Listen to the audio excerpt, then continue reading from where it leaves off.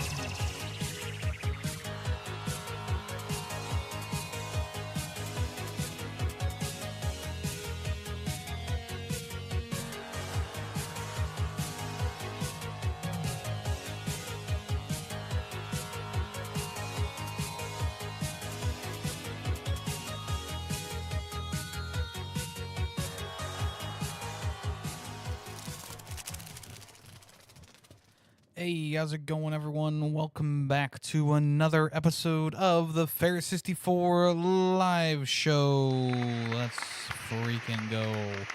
We are here today to bring you more glazing of SAROS because I feel like at this point it's kind of being pushed under the rug, and I kind of need to continue to talk it up because it is a very good experience. Also, surprise, I played MIXTAPE. Of course I played MIXTAPE. It's got so much controversy swirling around it. I had to do it. I had to play MIXTAPE. Also, some news for today. We got Sony's earnings report for Bungie, which is pretty shocking if you ask me. But maybe then again, maybe it's not that shocking. Maybe it is something you expected.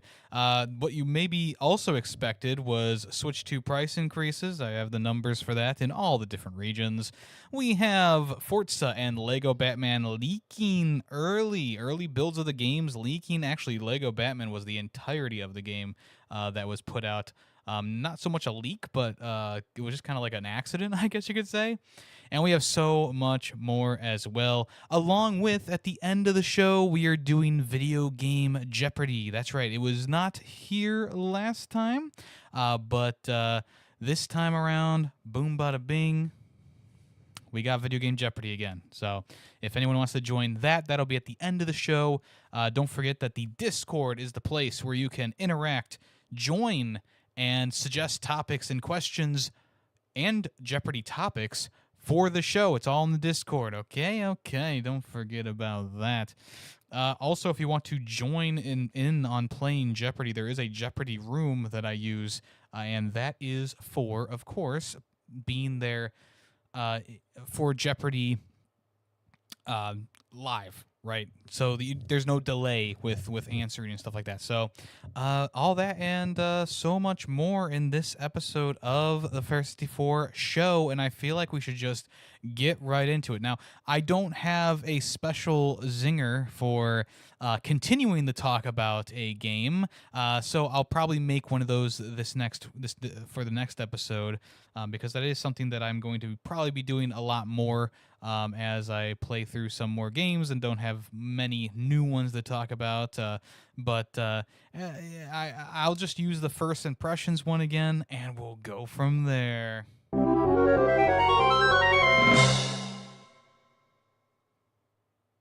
All right. So, SAROS. Once again, I feel the need to talk about this game because it's kind of being buried by other things, other dramas, etc., etc. And I have finally, I guess I say finally, but I played for probably about 4 or 5 hours, and I did get to the end of Act 1. And you might be wondering, well, Yemi, 4 or 5 hours you've been playing. How the heck are you only at the end of Act 1? I feel like... I feel like you should be much farther through the game. No, actually, the end of Act 1 is essentially the beginning of a new section for the game. And I don't know how Returnal worked exactly because I didn't finish that one. But it's one of those things where it feels right. Like that first whole section of the game, I did feel like the bosses were not terribly difficult and the enemy setups weren't terribly difficult. Like they did get difficult, don't get me wrong, but throughout that first act I was like, oh man, I'm really feeling this. I feel like a bit of a badass. Maybe perhaps the game is a little bit too easy, but that is not a problem anymore.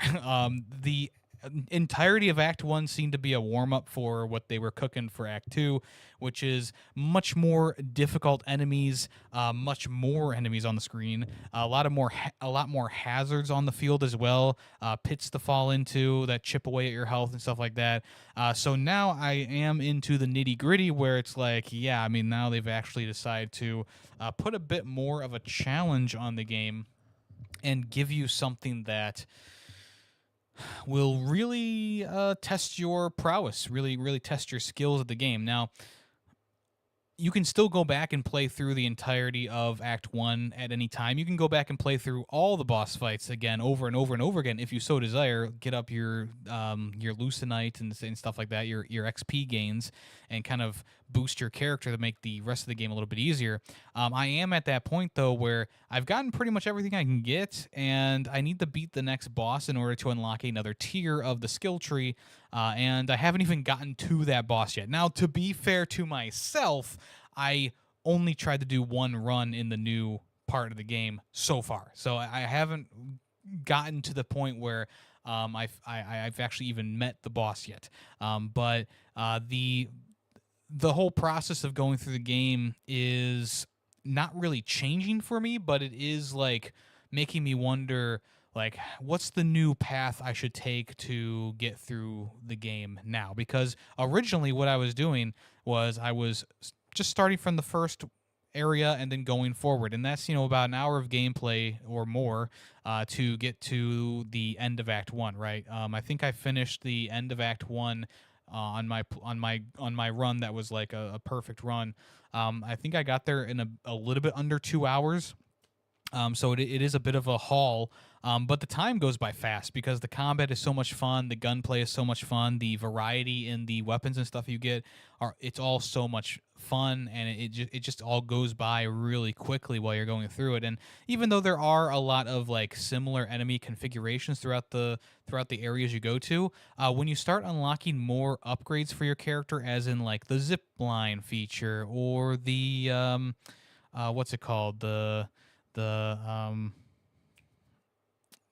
other things, just other upgrades for your character, you start to get more and more variety in the areas. So if you go back to the first area after getting through the entirety of Act 1, there will be new random rooms, quote unquote, because it's not really a room, it's more like an area, new random areas for you to explore and find stuff in, like audio files and text logs, more upgrades and stuff like that along your path. The nice thing about SAROS is that, yes, if you want to start from the beginning of the game and go through to the end of Act 1 and then go into Act 2, you can do that. But there is a shortcut mechanic in here that I was kind of surprised when I found out. So at one point there was an area called like the marshes. There's a poison swamp, essentially, a staple of many video games nowadays. And the poison swamp I felt like was a very annoying area, and you had to beat you had to like find 2 keys to open up a door, and then you had to beat a pretty aggressive boss at the end of it, right? And I was like, man, if I have to go through this boss over and over and over again, I'm gonna be a little bit annoyed, because it's not the hardest boss ever, of course, but it's still like a little bit annoying, right? But the nice thing is that you can literally, once you do the marsh, you can actually skip past the marsh once you get through to the end of the game of Act 1, and there's a new like bridge that opens up before the marsh area that you can just go across, and you don't need to even do the rest of that area. So what I want to do as I go through the game now is, yes, I want to keep starting from the beginning and building up my character and then go to Act 2, but I don't have to go through the rigmarole of going all the way through the swamp and all the way through the ending area and stuff like that. Like, I can just head, once I get through like the first like 2 or 3 areas, I can just head to the new stuff. And it doesn't take too long to get there, of course. You can also skip most of the first area as well. After you make the eclipse appear, you can literally just fight the boss right away. I wish you could do that with the second area, because you have to unlock two doors to get through to the boss of that area. But it's fine at the end of the day. It doesn't really matter to me, but I could see it maybe getting a little bit grindy, having to go through that second area again over and over and over again, because it is a bit of a runaround type scenario. But the thing about the new configuration for the game is, like, yeah, you can still do those first like couple of areas, get the upgrades for your character, and get the stats built up on your character, so that Act 2 isn't going to feel as intense when you get there, because you can just have the game plop you right into the area that you want to be in. And I've done that a couple times. I was like, oh, I'm going to be a little bit lazy on this run. I'm just going to pop myself into the area that I'm in, and I'm going to try and go through the area. It is actually much more difficult to get through the area, because you don't have like a level 100 command and level 99 drive and all this stuff. Like, all this stuff is like at base stats. And the game does not seem to scale back the enemies when you do this sort of thing. Now, there are plenty of options for you to make the experience easier. Like, you can have enemies take less hits to kill. You can take more damage yourself. You can, after every boss you beat, you can have the self-revive system refresh every single time. So, you know, there's plenty of different ways to help you as a player if you need it. But for me personally, I haven't really checked any of those settings out yet. I mean, there's also ways to make the game harder for you as well, which is like, I don't know if I want to make the game harder right now. I feel like it's at a very good difficulty level for me personally. But I mean, I could see someone like maybe being like, oh, I want to play through Act 1 with, like, you know, extra enemy health, and bosses have double health and stuff. Like, I could see someone like wanting that, because it might be fun for like a trophy playthrough, or it might be kind of interesting for a blah, blah, blah. I don't know. Maybe a video on YouTube. Yes, of course. I won't be doing that, though. I won't be doing that, because that sounds like absolute hell to get through. But if it's going to be fun to someone, so, you know, maybe try that out. If you are struggling with the game, those options are there for you. I don't believe they lock you out of a ton of stuff, like maybe some trophies, but everything else will unlock gradually as you go through. Yeah, it's just something I haven't touched, but I looked at it and I was like, oh, that's nice. You know, that's nice. You can enhance your shield, you can enhance your health, you can do all these different things to help you out. And you can't like turn everything on at the same time. There is like a meter that's like, okay, you're full on the power-ups now. You need to either add some stuff to counteract that or whatever. But I mean, I personally would probably use those settings when going, if I want to just go into a level without going through the rest of the game. That's probably when I would turn on those settings. But other than that, like I enjoy the game so much, and like the randomness of the world is getting better as I unlock more stuff. So every time I go through that first area again, now I have a new area to explore, or I have a new little side area with a audio log or something to find, right? And that's the thing that's really been keeping me going with the game. Not so much like, if this wasn't in the game, I would be super bored and I would quit. But the fact that like going through the levels again, it actually is worth it. I feel like it makes sense to start from the beginning of the game and just kind of go to Act 2 rather than just plop yourself into Act 2, because then you don't have the upgrades, then you don't have all the warm up to the all this preamble to the actual like Act 2 of the game. So yeah, I mean, I feel like SAROS has really cemented itself in my mind for this year already, and I haven't finished the game yet, of course, but after going through all of Act 1 and having so much fun fighting those bosses, maybe -1, going through all the areas that were pretty cool. I mean, yeah, the poison swamp is a bit annoying, but it was a nice little difficulty bump to get me to really think about the environment with the encounters. So that kind of prepared me a little bit for Act 2. Like I said, I haven't really played much of Act 2 yet, but it's all this stuff kind of working together to build to this next part, this next stage in the game. And the story has also been building a bit too. I remember talking about this last episode. Like, yeah, I mean, the story is pretty serviceable right now. It's nothing too crazy. And it has kind of done something a little bit unexpected. I don't want to give away any spoilers, of course, but there is maybe a little bit of a surprise in there at the end of Act 1. Nothing like super crazy, but it is like a nice little like, oh, okay, I guess, okay, so they're doing that.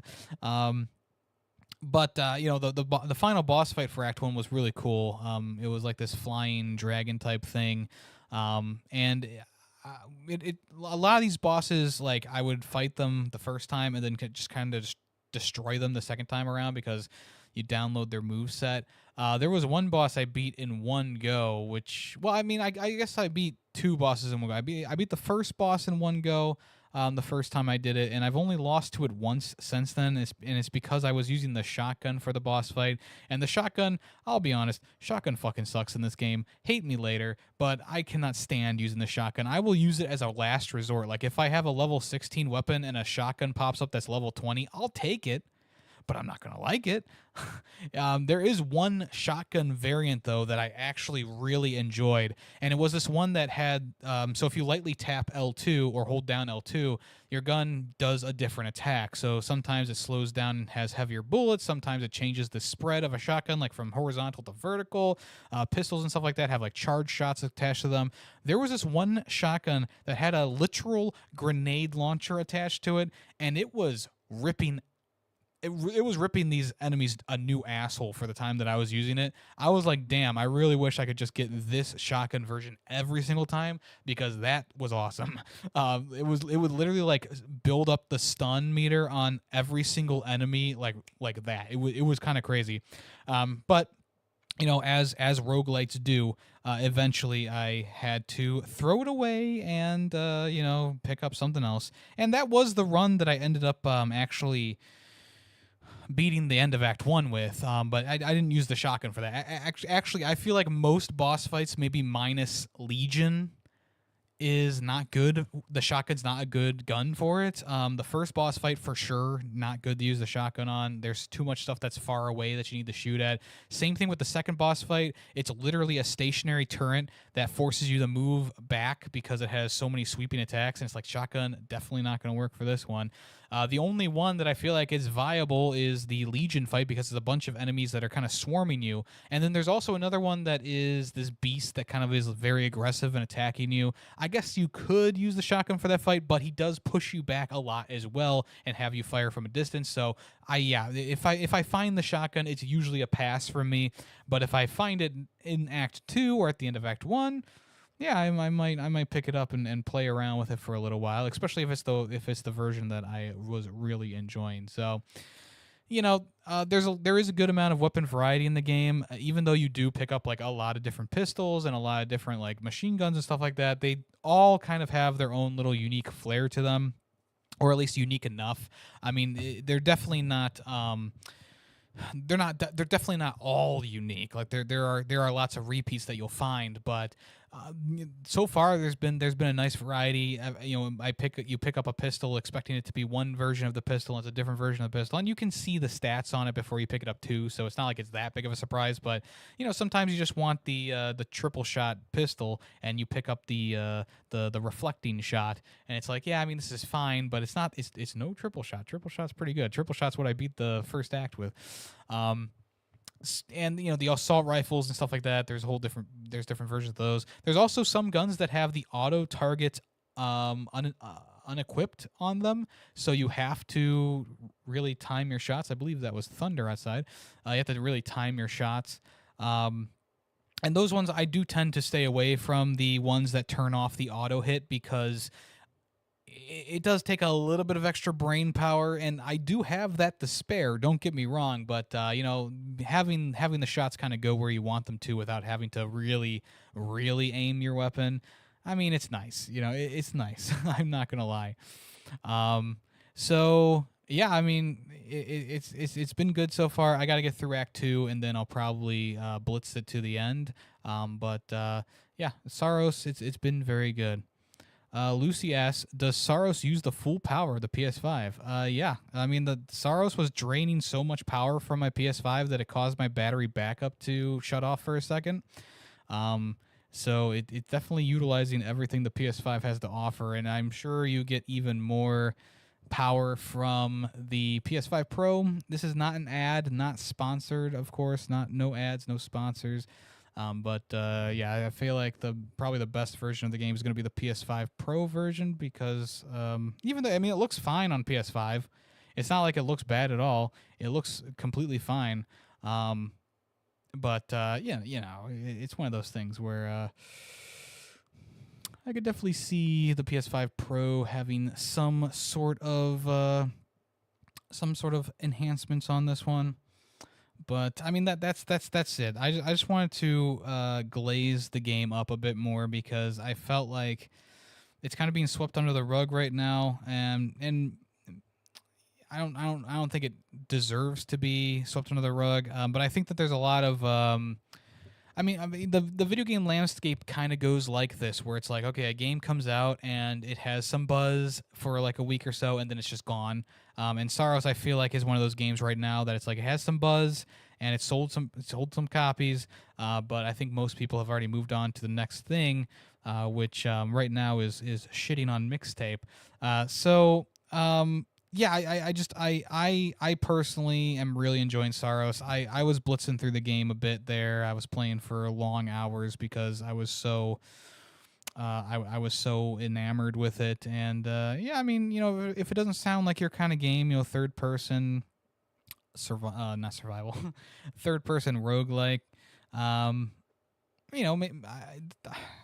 would say like maybe get it on a sale and give it a try, because as a person who didn't really like Returnal, which I do feel like I need to say this every single time I talk about the game, it really is speaking to me. And I don't know what the exact difference is here, but the main thing I feel like is the fact that it's so much more player friendly, and it's a bit more forward with the themes and elements of the game. And I'm enjoying it a lot. So that is SAROS. I'm feeling pretty confident in like keeping it a 2 thumbs up. I don't think there is any reason to not recommend this game practically fully at this point. So, with that being said, let's move on to another first impression.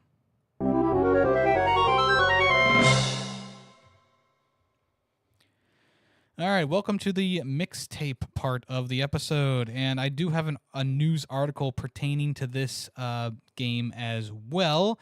It just kind of covers some of the controversy surrounding the game, so I'll probably just loop that in with the regular thoughts about my experience with it. So so far, I'm about I would say I'm probably about an hour in or so, and one of the things that immediately jumps out at me is the sense of style in the game, the sense of just some weird, like, off the wall kind of things happening here or there, and I do like those moments. There's a moment in the game where the main character, Stacy, I think her name is talking about her first kiss, and there's like a mini game where you control the two tongues of the teenagers and like slap them together for a little bit, and then you can leave the mini game anytime you want. And it was at that point where I said, that's pretty funny. I hope they do more stuff like this as the game goes on. And they kind of did. They're not as like kind of crazy as that one was, but it really does harken back to a bit more of like a avant-garde like indie film or something like that, with these like little cutaway gags and stuff like that. It really reminded me of I think it's Juno. It kind of reminds me of a little bit of like a coming of age story like that. With a more nonchalant main character and whatnot. I mean, they're probably going for something like that, something like a little bit more indie, a little bit more off the wall, right? And to say that this isn't like, to say that the gameplay itself is not really gameplay, like people are saying like, oh, the game just plays itself. Like, there are moments where you do need to control the game for sure, but there are also moments in the game where you can pretty much fail everything and you can still move forward. And I do feel like that is a bit of a detriment to something like this, because there is such minimal gameplay to it. Like, yeah, sure, there are moments where like you're controlling a shopping cart as you run away from the cops, or you are skipping stones across the pond and you're trying to hit garden gnomes. Like, there are plenty of different ways that the game utilizes the controller and you play something like a little mini game or a micro experience.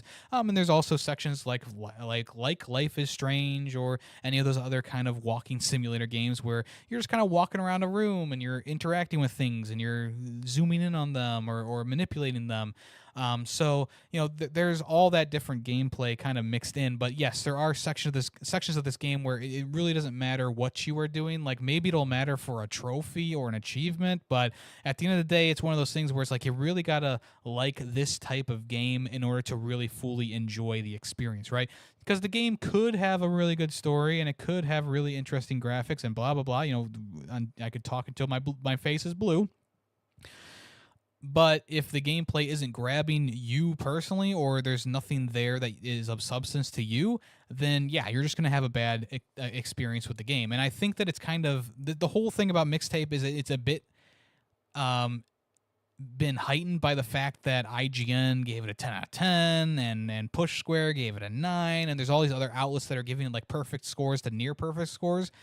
And if we condense it down to just the genre of narrative adventure games, like, yes, it's a good game. I feel like there is a fair amount going on here. I like the kind of more nonchalant nature of these little like mini games that come out of nowhere, and the way that the characters kind of interact with things. It's very much like I'm too cool for school kind of teenage vibes, right? And that's kind of what they were going for. It's a teenage wasteland out there.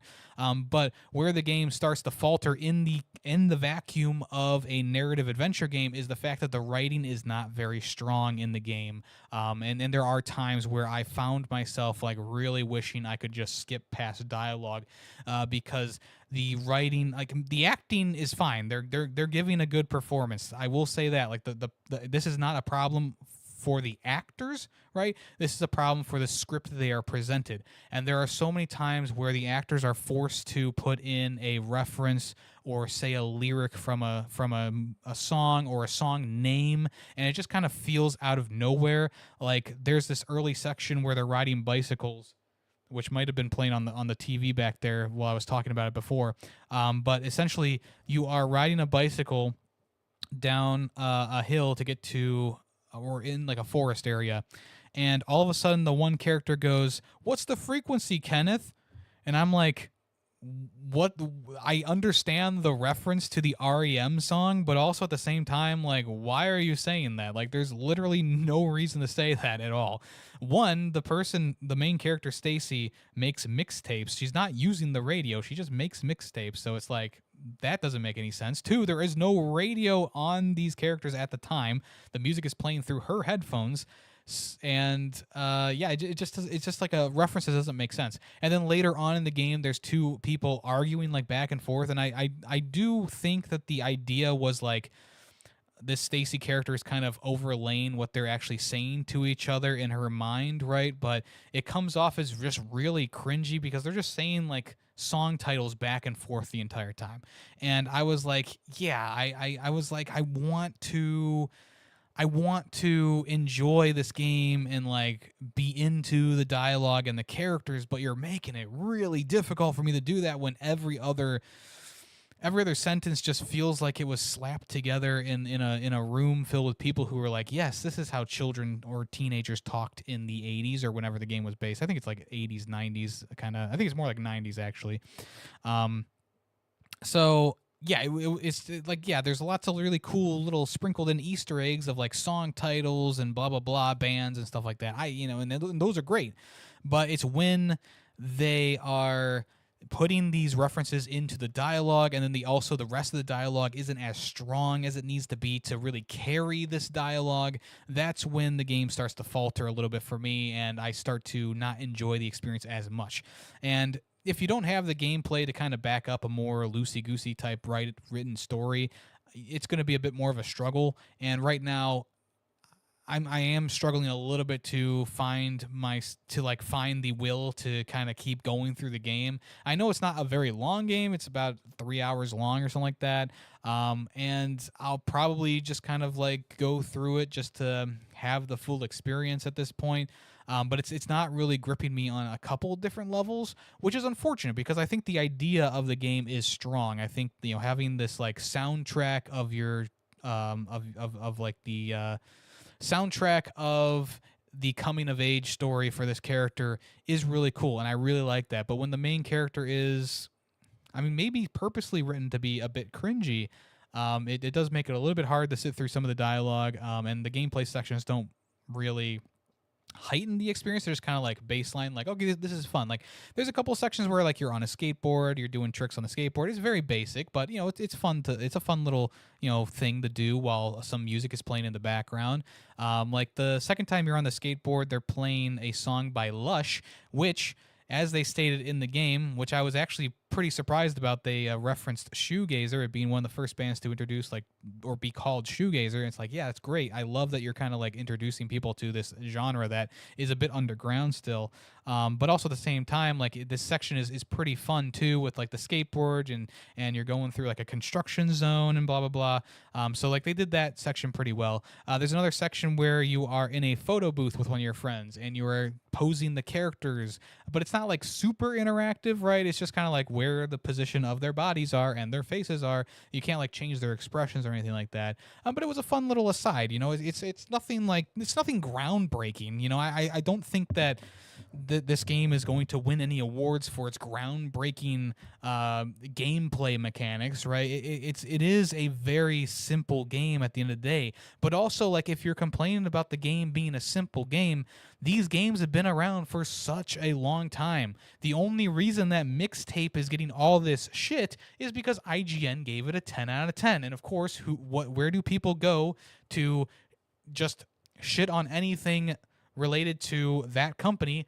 Boom, Twitter, YouTube, et cetera, et cetera. Like, they go to all these places and they go, oh, IGN gave this a 10 out of 10, then it must be shit, right? It just has to be shit automatically. Or, oh, IGN gave this a 7 out of 10, well, it must be a 10 out of 10.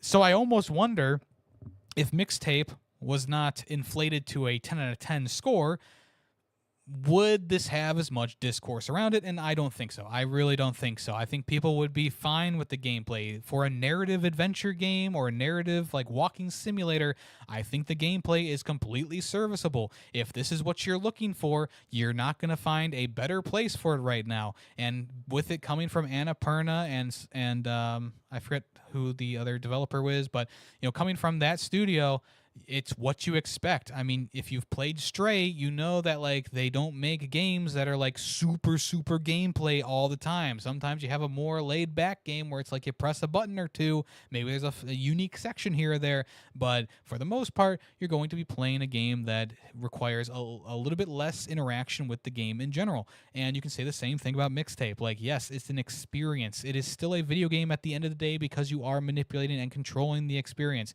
If they wanted to make an indie film, they would have made an indie film, but they decided to make it into a game. And for it being a game, I think it is actually a pretty decent narrative adventure game. Now, if this was supposed to be a third-person action game, I would say this is a pretty weak third-person action game, but it's not a third-person action game. It is a narrative adventure to its core, and it is nothing more than that. It presents itself as a third-person narrative walking simulator type game, and it does that. And if you're going into the game, whether it be through Game Pass or just out of your own, volition, is that the right word? Probably not. But your own thought process of like, oh, it's got a 10 out of 10. I'm going to try it out, even if it's not a game that not even a genre that I play. Going into the game, you know what this is. It is not hiding what the game is. It is an off the wall coming of age story about a girl who's obsessed with making mixtapes and music and wants to leave her parents' house and be off on her adventure, and she's having one final day with her friends. That is the main premise of the game, and we knew this from the start. The trailers showed all of this, right? There is no surprise here that a narrative adventure game does what a narrative adventure game does. Have minimal gameplay, have some fun little mini sections in there where there's a little bit of more off the wall stuff. But we knew this. We knew this. So anyone who's complaining about the gameplay, you obviously either A, ignore the idea that it's a narrative adventure game, or B, you just want to complain about something and you want to add to this really stupid discourse that's going on right now. Is the game a 10 out of 10, you might be asking? No, the game is not a 10 out of 10 to me. Like, there are flaws with the game. I've already mentioned a couple here. I've been very honest about that. But it also does not deserve to be shit on as much as it is being shit on. I do not think that Annapurna or the developers behind Mixtape paid IGN or any other platform to give it a high score. And you also need to remember that IGN and many other platforms that have reviews on them, it's not just one single person giving the reviews. It is a different person for each video game. They have a different person for each genre. They have a different person for any day of the week. Maybe they were just hired help for the time being or contracted to play the game. Like, there are so many different factors that go in here. So even though, yes, IGN threw out a 10 out of 10 on this game, that is just coming from the one person who played it in the facility, the one person who played it and wanted to review the game. And that was probably a person who really liked narrative adventure games like Telltale games or Life is Strange. They probably really enjoy what the developer put out beforehand, and they're just excited to play that. They probably have a lot of nostalgia, and they love music. Like, there are so many factors here that feed into this review of the game and the discourse surrounding it, right? The same thing happened with Mouse PI for Hire. IGN gave it a bit of a lower score. People pissed their pants and shat themselves. At the end of the day, it is one person's opinion on a review site. It has no more weight than what I'm doing right now. Honestly, like, just because I'm a smaller creator and I'm not paid to play games, I just play them for fun, that does not mean that my fucking stance on it is any worse or better or higher standing than IGN. No, we're still one for one. One person. Yes, the one person is attached to a company, but don't put more stock into that because of that fact. It's still one person giving their thoughts and opinions on a video game. So the whole discourse around Mixtape, which, I mean, you can have any opinion you want about it, but the whole discourse is just silly, in my opinion. It's just silly. The game does not present itself as anything more than a narrative adventure, walking simulator type game. And if that's not what you're looking for, then no shit, you're not going to like the game. No shit, you're going to be uncomfortable by the tongue-kissing minigame, right? Like, it's not like oh my gosh. It's not like this game was designed for people who play Call of Duty 24/7. And the people who are complaining the most about this game are the people who are like, oh, it's on Game Pass, it got a 10 out of 10 on IGN. I play Fortnite and Call of Duty. I should play this game and then shit on it. No, if it's not a game for you, then don't play it. There's no reason to play a game if you already know that you are not going to enjoy it, okay? And I think more people need to adhere to this, understand like this video game sentiment where it's like, hey, if you don't like fighting games, don't play Invincible Versus. If you don't like third-person shooters, don't play SAROS. If you don't like narrative adventures, don't play Mixtape. If you don't like children's Lego games, don't play Lego Batman. If you don't like survival crafting, don't play fucking Raft. I don't know. Just there's so many different. But of course, people go, I want to join this discussion. I want to put my 2 cents in, and then they play the game and they don't enjoy it, and it's like, well, no shit, you don't enjoy it.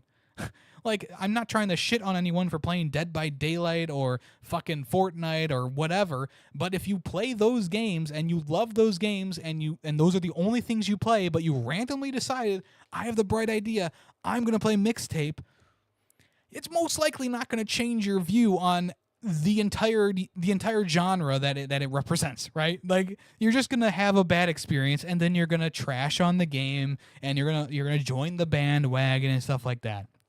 Once again, I don't think Mixtape is a bad game, but I also don't think it's a perfect game, right? I have my criticisms of it, much like Mouse PI for Hire, much like any other game that I've talked about on this podcast. The difference here is the fact that, like, I like a lot of different genres, so I can come from multiple different angles. And when I went to go play Mixtape, I went into it knowing that it was like Life is Strange. And even though I enjoyed Life is Strange for what it is, I know that it's not going to blow me away with the gameplay. And I was right. It didn't blow me away with the gameplay. Shocking. But what it does with the gameplay that it has... Randy's over here licking himself. Yeah. What it does with the gameplay it does pretty well. It gives you these little like slice of life moments. Like, yeah, sure, the tongue kissing part is a little bit like, ooh, tongue kissing, oh. But you can also like just exit the tongue kissing section right away. I was on Threads or maybe I was on X. It doesn't matter. I was scrolling through a social media website and someone posted a video of them playing the tongue kissing section, and they had this big paragraph where they were like, "Oh, this is so gross. This is so weird. # cringe. Blah blah blah," and all this like stuff. And it's like, dude, you played the section for a minute long. There is literally a button almost as soon as that section starts where you can exit the minigame. If you were uncomfortable or you didn't like that minigame, just exit it. But no, they stayed longer than they needed to on it, maybe just for video purposes, but I feel like they stayed longer than they needed to on it because they just wanted to join the discourse. They just wanted to trash the game for doing something a little bit weird, a little bit off the wall, right? So it's just like, I don't know. Because personally, I thought that was a really funny moment, and it was actually like a bit of like a shock that like all of a sudden you're just like the two mouths and you're controlling the tongues with the joysticks. I thought it was a really fun little off the wall moment. And did I stay in that forever? No. I played around with it for a little bit, maybe like 15, 20 seconds, and I exited and I said that was a funny little moment, right? but if you are sitting there playing around with the tongues for a minute straight and then you're like, oh, I was so uncomfortable by this part, it's like, sure, are you sure, Jan? Are you sure you were uncomfortable by that part? Because you could exit that part at any time. Same thing with any other section in the game that's more like a slice of life little moment where like something's happening, like skipping the rocks in the lake. Like, all that you need is for the dialogue to finish, and then you can just exit it. You don't need to sit there and keep skipping rocks and try and hit things and blah, blah, blah. Like, you can literally leave that, after like the minute mark when the conversation is over. Like, you don't have to spend your time there, but they give you the ability to spend your time there and really, soak in the atmosphere and just kind of like mess around with the game a little bit. And that's always nice. I think that's a nice little thing to do. There are some slower sections at the beginning of the game, of course, like where you're walking around the room and you're trying to find pictures and stuff like that. And it's like, yeah, I mean, it is that kind of basic narrative adventure gameplay right there. Like, it's nothing different than what we had in Life is Strange or any Telltale game, right? Sure, there's no like button to kind of make yourself jog a little bit faster, but at the end of the day, this is not something new and revolutionary, something new that's bad. This is something that essentially has been around for quite some time at this point, and people have been fine with the genre. And of course, people always have their criticisms of certain things, but like for the most part, nothing has really garnered this type of response in the genre for quite some time. Probably not since like Everybody's Gone to the Rapture, when that was free on PlayStation Plus and people were bitching about that. And yeah, it's just kind of ridiculous in my opinion. It's all a little bit silly. It's all a little bit ridiculous. I don't think the game deserves as like almost any of the hate that it's getting just from these like weird off the wall places. And I get the thought process of like, oh, this section where you're running away from something in like a 2D plane, like you can fail the prompts. Like yeah, that maybe there should be a bit of a game over thing there for that section or whatever. But also at the same time, like, I mean, it is what it is. It's not supposed to be a hardcore game where you have to press the buttons at the right time. It's not supposed to be anything like that. And it never presented itself as something like that. And, there's like a million people who are playing the game and they're just complaining about it and they're saying, like, don't buy this game. And it's like, look, if you like a narrative adventure game, buy the game. It's $20, $17 on sale right now. If you like this genre, you're going to have a fun time with it, most likely. And if you don't like the genre, then you're not going to have a good time with it, which is looping all the way back around to my original point about this, where it's like, hey, if you don't like a genre and you're not willing to dip your toe into it and give it its fair chance, then just don't do it. Don't buy it. There was also a whole nother discourse about the game being unplayable on streaming services like Twitch and YouTube and stuff like that because the soundtrack is going to get the game copyrighted. There is no ability to not play the game with the soundtrack muted, or you can't play the game with the soundtrack muted, essentially. And to that I say, cry me a fucking river. Like, holy shit. Have I been content brained for the past, 5 years? Yes. Trust me, I've gone through it. I realize that it's a problem, and I'm trying to move past that, right? I'm trying to slow my roll a bit and just do this as I was originally intending to do it, which is as a hobby, as something that I'm not, super serious about, as something that I'm just going to do and have fun with it. Does this mean I need to play every single game that I buy on stream? No. Does this mean that I need to play every single game I play on stream? No. Does this mean I need to make content with everyone who I'm friends with? Because if there's no content in there, then it doesn't matter. No. I'm literally playing Mixtape on my own time at my own fucking pace. I am not thinking about streaming it at all. Why is it a problem that the game has a copyrighted soundtrack, and if you don't have that music in there, it's going to really, really fall flat? Like, if it's falling flat for you with the soundtrack, then it's going to really fall flat for you if it's silent, right? And the developers said they wanted to, of course, keep the integrity of the game intact because their intention is for these moments to have these specific songs. And that is totally understandable. But of course, people, they have to make content out of everything. So they're like, oh, I can't play the game on Twitch, or I'm going to get banned, or I'm going to get strike. And it's like, then just don't play the game. Or if you are going to play the game, you can always just have multiple tracks, right? And you can just mute the output or the track that saves the audio to the VOD, right?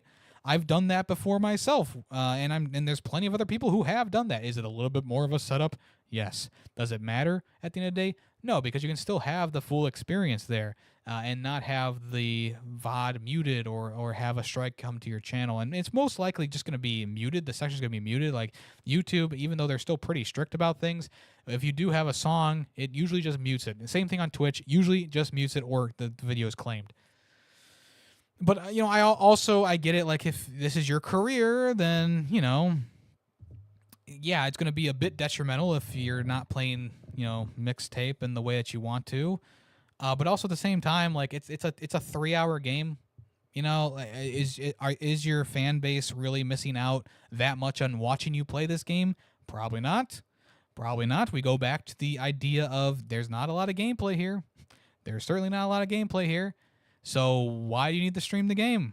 If you're already complaining that there's not enough gameplay to this game and it's hardly a video game, it's more of a movie, then why do you feel the need to bitch so much about not being able to stream it? I don't know. It's the duality of man, and both sides are sucking ass out of each other's buttholes. Anyway, Mixtape. Let's loop back around.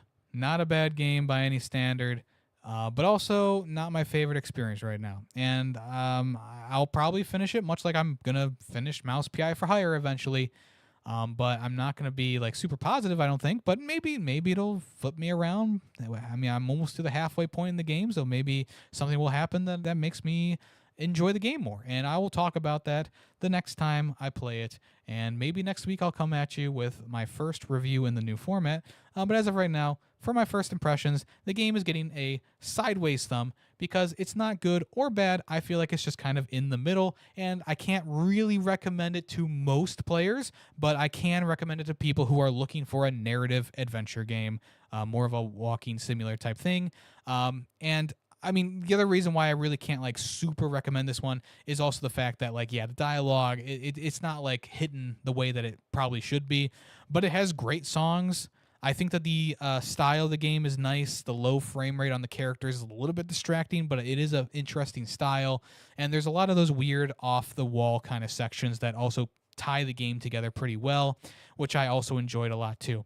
And once again, like you can also have the criticism of like, but there's not enough gameplay to those sections.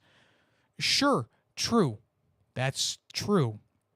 But also, once again, I reiterate, it's not like the game was selling you anything other than a narrative adventure. That's all I'm saying.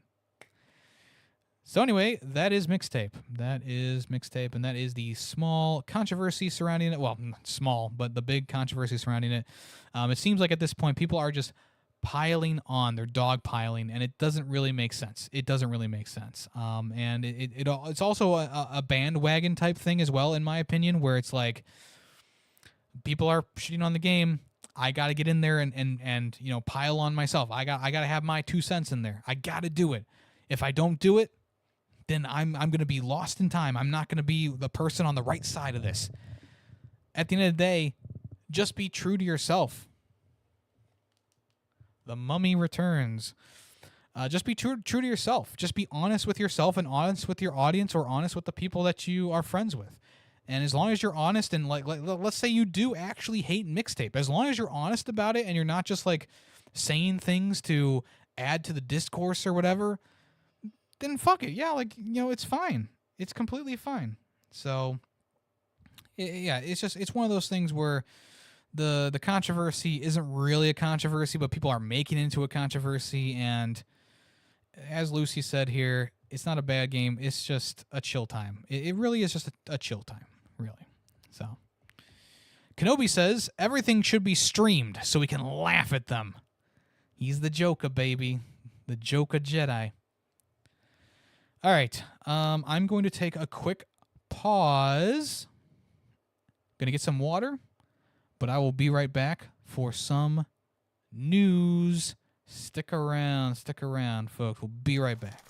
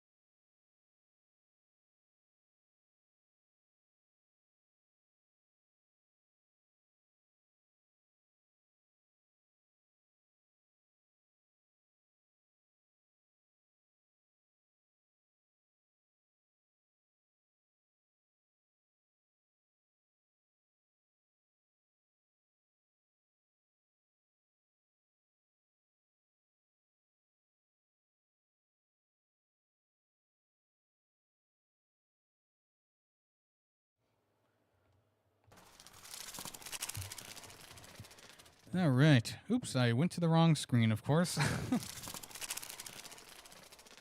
Greedy Waffle says he got Chipotle today. Very good. Very good. Hello, Randy. Boop. This is the part of the podcast where the AI that writes my timestamps will be like, Yummy the Ferret opened up a bottle of Gatorade. Gatorade, and why is it good for you? I felt like I needed the extra electrolytes today, so I'm popping open a Gatorade. Not sponsored. Not sponsored. Whoops. What would I'm gonna guess Greedy Waffle's order right now. He got a bowl with chicken, white rice, black beans, lettuce, cheese, fajitas, and did I say sour cream? Sour cream? And tomato salsa. I don't know. Tell me how close I was. He'll probably come into the chat and be like, dumbass. Dumbass, what are you, dumb? What are you, stupid? All right, anyway. I'm going to keep the mixtape gameplay playing in the background. Hopefully it doesn't go through the entire It's amazing. You are 100% wrong. I mean, nothing you've said has been right. Oh, see? Oh, maybe Greedy Waffles got steak and brown rice and pinto beans then. I know he doesn't like pinto beans. All right, we're going to move on to the next part of the show, which is going to be... Hold on one second. We have to go to the desktop here. The news. That's right, the news. And today... Oh boy, we have some really fun news for you today. We're starting off with the PlayStation news here. Probably the biggest news of the week is this this news article that was like, so FYI, we lost a ton of money with Bungie. We are actually bleeding money because of blunder Bungie. I just came up with that on the spot. Pretty funny, right? So yeah, I mean, so if you don't recall, Bungie was bought by PlayStation for $3.6 billion with a B billion dollars. And this was at a time where Destiny 2 was already starting to lose an audience, I would say. And it was also during a time where a lot of people were kind of like jumping off of the game because, like, it kind of ran its course. And yes, they were still, They were still making content for it, yes, and people were still playing that content, of course. But you could tell that Destiny 2 was kind of at its crossroads of like, okay, so we either need to really revamp this, or we need to sunset this, or we need to start working on a sequel to this game. But at the end of the day, what they ended up starting to work on was Marathon, which is the latest in extraction shooters, with a more of an emphasis on PvP. Yes. So unlike Arc Raiders, which is more focused on teamwork and fighting things together, this one is very much like, hey, it's one for all and all for one. Nope, just kidding. That's the wrong saying. It is really like fend for yourself kind of mantra here, where if you see someone, shoot them because they will shoot you. Or if someone's being attacked by the little robots in the game, the enemies in the game, help the robots out because they will not show you the same grace. They will not help you out.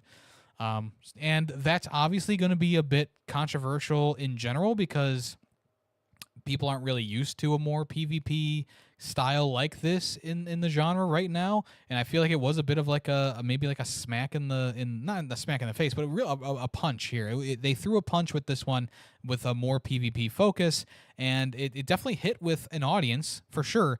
but probably not as big of an audience as they were expecting. I think right now the game has about 500,000 players on across Steam and PlayStation, which isn't a low number. It's probably lower than that though. I feel like I'm spitballing maybe a bit too high.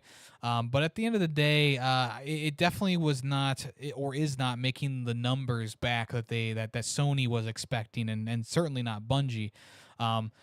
And I've talked about Marathon in the past. I think the gameplay is stellar. I think it's one of the best feeling first-person shooters that I've played in a little while, and that's because it is coming from the same people who made the original Halo games and made Destiny. And I'll say whatever you want about Destiny. You can't say that the gameplay doesn't feel good. Like, is it repetitive? Is it a little bit boring here and there? Is the story mode like really not worth playing anymore? Yeah. But that gunplay is really good. And the same thing can be said for Marathon. Each gun kind of feels a little bit different. Attachments actually really make the guns feel different. Each kind of shell that you can inhabit makes the game feel different. And those are the things that I really enjoyed about the game. But at the end of the day, I didn't feel like the game was really worth playing for more than a couple rounds because there really wasn't much else going on. Like, is there a bit of a story there? Yeah, it's much like Arc Raiders, where you go out into the world, you hold down a button or do a thing, and then you can extract, or you want to make sure you grab stuff and then extract. And at the same time, because it's not as player friendly as Arc Raiders, you get killed while trying to do your objective over and over and over again, which can also add a lot of frustration here. So if you are someone who's just trying to do an objective, you'll probably have to try and do that objective multiple times in a row, whether it be through player deaths or through AI attacking you. The game is hardcore. It's a hardcore extraction shooter to its bones. We were talking about MIXTAPE just now and how that game did not hide itself from being what the genre was. Marathon was the same way. We kind of knew it was going to be a more hardcore kind of game, especially when the first alpha stuff started coming out. And now here we are. The game is hardcore, and it is sort of splitting the community a little bit. A lot of people don't like that it's so hardcore. A lot of people don't want to be doing PvP all the time. They want to maybe have some rounds where you don't have players to worry about, but that's just not how the game is designed. And do I really honestly think that this game would have done a lot better if it was a more straightforward PvP where it has team deathmatch and capture the flag and big battles and stuff like that, kind of like what Halo had. But they didn't do that. They only have the extraction mode, which in general, in a vacuum, is a good mode. They did well with it. It works as intended. It's hardcore as intended. But also, just having that single mode, I got burnt out so quickly after 3 times of going in and extracting and or dying and just being the gameplay loop just isn't there because it's just not interesting. This is a multi-million-dollar game. This game took about $200 million to make. That's million with an M. And you just don't really see it, right? It looks great, plays great, soundtrack is banging, the environments are really cool, lots of cool sci-fi elements, but you don't feel like it's a $200 million game, right? You kind of feel maybe it was made for $60 million or something like that, just took some extra time in there, right? No, this is a $200 million game, and this goes back to the idea of these game development costs ballooning like crazy. We have games like this where it's they either, if they don't make their money back, everyone's fucked, right? You think about Concord and that developer behind that. The game took a lot of money to make. I think that was also in the hundreds of millions of dollars. It flopped almost right away for various reasons, of course, but the main reason was it was launching at a price point of $40 into a live service area, a hero shooter genre that already had multiple free-to-play options, and it had another game just coming out with Marvel Rivals. Complete blunder. I don't think the game would have succeeded no matter what, but at the same time, you literally chopped your own legs off here. This is really on Sony, the publisher. That's why I'm trying to say it's on the publisher because they decided when to put this game out. They decided to funnel this much money into it, And of course, you're not going to get a return on it. Of course, you're not going to get a return on it. $100 million for a PvP hero shooter, you're not going to make that back. You can say the same thing about this. $200 million for a PvP extraction shooter, and that's all it is. You're not going to make your money back. And the game is $40 a piece, right? So you're not even getting the full like $70 price tag that you could be getting if it was just a normal game with a multiplayer mode added onto it. Yeah. But you look at the other side of the coin where it's like Helldivers 2. Has it had its ups and downs in the community? Yes, of course, but it made its money back and then some. It allowed the developer to buy back the rights to its own IP and go solo with it again, put it on multiple platforms, do what they want with the game. When you have a hit like that, it's a 1 in a million, as Sony is finding out right now, because you had Concord be a dud, then you have Helldivers 2 be a completely successful game, and now you have Marathon being a bit of a dud. And I don't blame the loss from Bungie completely on Marathon. Obviously, it doesn't help that they didn't, sell as well as they wanted to, and it doesn't help that they put $200 million into this thing. But also at the same time, like, a lot of this $765 million loss over the period since they bought the studio, a lot of that comes from the fact that Destiny 2 was already struggling as a live service game before Bungie bought it. And it just makes even less sense that they had the CEO of Bungie go around to each of these studios and say, this is bad, this is bad, this is bad, and shut a bunch of games down that probably could have been somewhat successful. That Extraction Last of Us game probably would have been a hit. It probably would have been on the same level as Helldivers 2.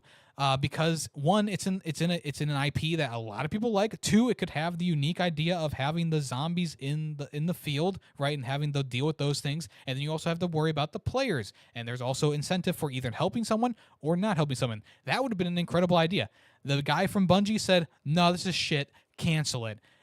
And boom, bada bing. Here we are with Marathon being a bit of a dud here. And like I said, I don't blame Marathon specifically for this giant loss. Like, obviously $200 million in the hole is not going to be a good look for it, but that's $200 million out of $765 million that Sony has not made their money back from the acquisition. So they probably made, I mean, if the total cost of buying it was $3.6 billion, they've definitely made a couple $1 billion possibly from just like Destiny 2 stuff. But at the same time, like, we knew that Destiny 2 was not doing well at the time. We knew that $3 billion was too much money to buy a studio with 2 games to their name, essentially. Like, yeah, they have the Halo pedigree, right?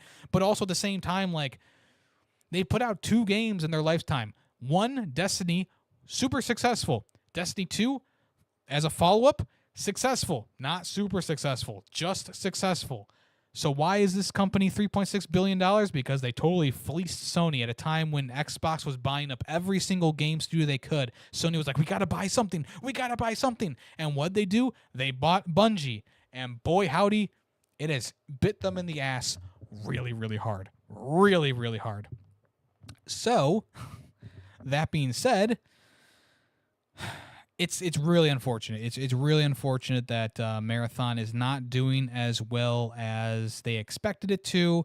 But much like with Mixtape, I kind of figured that this game wasn't going to do as well as, Mixtape has a lot of good reviews on it, right? And I mean, Marathon also had a lot of good reviews as well. It had a lot of high scores, and I was just like, yeah, I mean, it doesn't really make that much sense to give the game anything more than, I don't know, a 7 out of 10 in my opinion. But there are places out there that were like, yeah, this is a really good game. This is like 8, 9s out of 10. It's like, yeah, sure, it's only a point off from what I originally was going to rate this game. But at this point, because I've not played the game in months at this point, I mean, it's really gone down to like a 3 out of 5 or a 3.5 to be generous. But if I tried to jump back into the game now, I don't think I would have a good time with it at all, which is why I'm probably not going to jump into the game again, which, that's $70 lost on my part, and I was kind of sold on the game because I was liking Arc Raiders so much at the time. But Greedy Waffles will tell you guys, I think it's been a couple months since we played Arc Raiders. Like, I think that game was... I mean, there's a problem with a lot of these live service games where each iteration of the game is just a little bit different, and eventually it just turns into something different than what it was.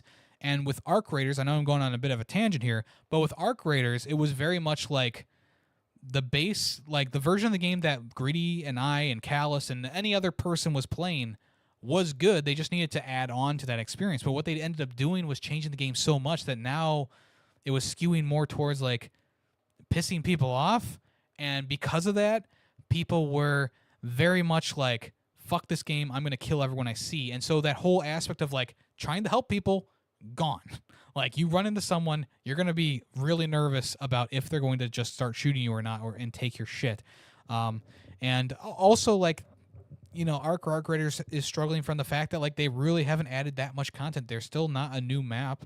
You know, there's I mean, they've been adding new arcs, which is fine. You know, I don't mind the new arcs, but at the same time, like this is not enough for a game that's already been out for more than a year now, or maybe about maybe a little bit over half a year now, right?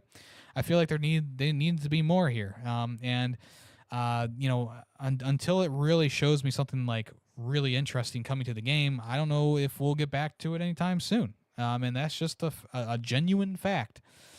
I still enjoyed the game for what it's worth, and I still really enjoyed my time with it, but I mean, much like Marathon, like I just don't see much reason to play it anymore right now, other than like just going in there and doing something and leaving. Yeah, I mean, the main thing about Marathon 2 is like, yeah, it's more so like, you know, the player base isn't like my cup of tea, right? Like I don't mind a PvP experience. Don't get me wrong. Like I played more High Guard than a lot of people did. But at the same time, like competitive gameplay and stuff, like it's not really my thing. Like I don't want to get worked up over a fucking video game. I'm fucking 33 years old. I don't need to be like getting into a competitive scene with children who are 16 years old and screaming over the microphone, and like they have super fast reflexes because they've been playing Fortnite for their entire lives. Like I don't need that shit, okay? I don't need it. Give me SAROS. That's good enough for me. That's good enough for me. So anyway, what do you guys think? Let me know in the comments below. Was the Bungie buyout a fucking terrible idea? Yes. All right, let's move on to the next news. All right, so the Switch 2 is rising in price. Of course, we all knew that this was coming. At this point, though, I feel like anyone who wanted a Switch 2 has already gotten a Switch 2, especially since the Christmas time has passed and whatnot. I'm sure there's still a lot. I mean, there still are a lot of people who don't have a Switch 2, obviously, but I think that anyone who was really hoping to get a Switch 2, they've either gotten it or, you know, they've already decided to not get it at this time, right? And so this bump in price, I don't think it's like going to be super detrimental to the console, because I think that it sold what it needed to sell when it initially was launched. But at the same time, like this isn't going to help more sales. This is just going to kind of reduce the sales of the console. Now, a lot of people are saying like, yeah, I remember when consoles used to go down in price over time, and that's more of a thing to say about PlayStation and Xbox raising their prices.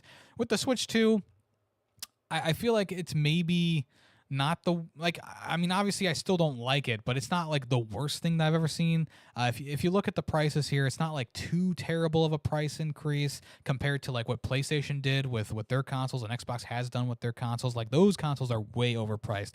I feel like the Switch 2 is kind of still in that sweet spot of like, okay, I can kind of maybe like justify the extra $50 here, right?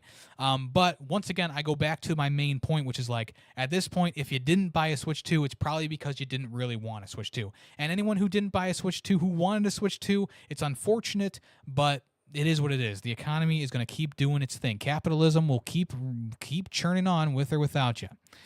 So these new prices are going to take effect on May 26th in Japan and September 1st in Western markets. So if you still want a Switch 2, now is the time to do it. Before these price changes actually come into play, you have months to get a Switch 2 at this point. If you haven't gotten one yet and you want one and you've been saving up your money, might be time to just kind of shoot the gun, right? If you really, really want it, right? But let's see. So the Switch 2 system is going up by about 10,000 yen in Japan, so it's going from 49,000 to 59,000. Round up, of course, to 50 and 60. The OLED model for the original Switch is being raised by about 10,000 yen as well, from 37,000 to 47,000. The original Switch is going from 32,000 to 43,000, which is an 11,000 price increase. This doesn't make sense to me. Like you can say the whole like, oh, I remember when consoles used to go down in price.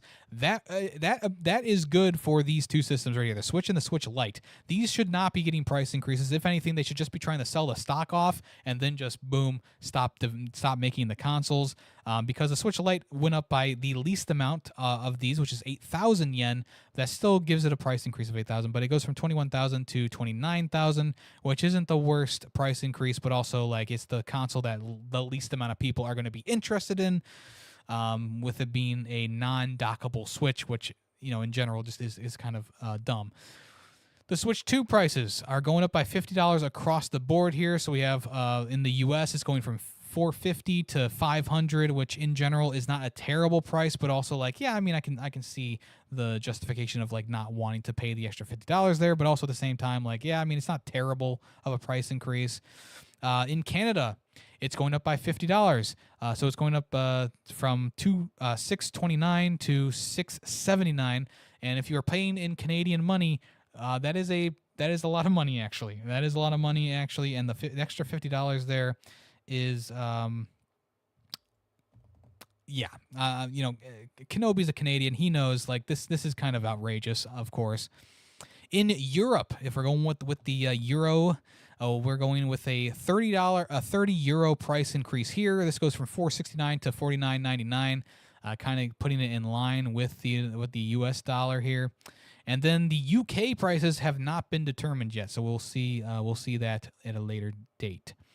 There are also going to be new pricing for memberships in Japan. These are only Japan as of right now.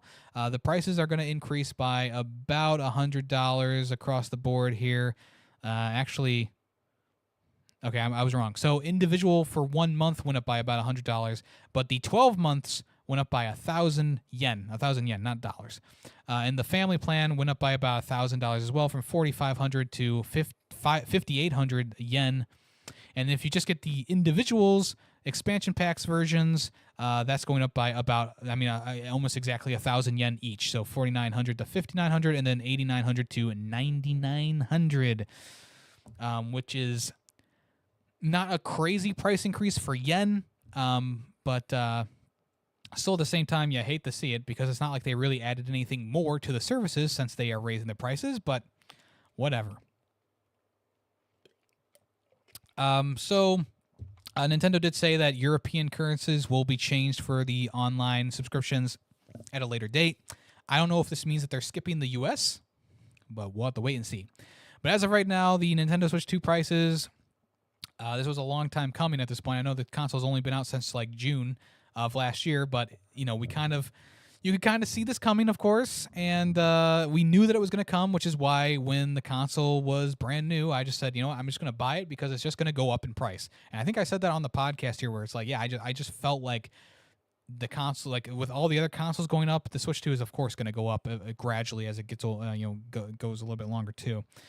So as of right now, though, if you want a Switch 2 and you have the funds, it's probably the best idea right now to buy it because these prices are just going to keep going up. And also, the prices don't take effect, at least in the US and Europe, until the 1st of September. So you have a while to maybe save about $100 a month. Boom, bada bing, 4 months go by, you have $400 in the bank, splurge a little bit. There you go. This is not sponsored, by the way. I am not sponsored by Nintendo. I am not giving financial advice. I am just making suggestions. Okay, I'm just making suggestions. The Nintendo Switch, it's a great console. There's lots of fun games to play on it. Maybe not my favorite games ever, but Donkey Kong Bonanza's on there, and Donkey Kong Bonanza is the best. He's the best. You got Donkey Kong, you got Paulina, you got Golden Bananas. It's amazing. We love Donkey Kong, and it's definitely worth getting for Donkey Kong, but I understand if you can't. All right. There we go. What is next?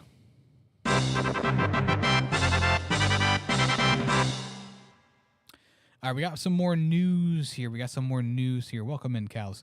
We got some more news here. So there are 2 games that were leaked early. One of them was leaked due to a storefront leaking it. The other one was leaked due to people getting their feelers into, getting into the systems and pulling out the files from their hands. And that happened with Forza Horizon 6. Crazy that this game literally just had its main reveal like a week ago, and we already had the game completely leaked in its current state across some websites that I will not name. And this was some sort of unencrypted files for the game that people found by sneaking into the Forza Horizon developers' studios and just kind of like taking them. And so it was a playable version of the game. Obviously, it wasn't a full playable version, but it was definitely a playable version of the game that was being worked on. And it's kind of crazy. It's kind of crazy. Hey, thank you for the raid, The Untitled Gamer. Thank you so much. If someone could give them a shout out, I'd really appreciate that. We're just doing a podcast right now, so I do have to kind of like keep moving, but I really appreciate that. I really appreciate that a lot. I hope you had a good stream. I hope you had a great time. You were playing Wild Arms 3. How did that go? Hope that went well. Bread.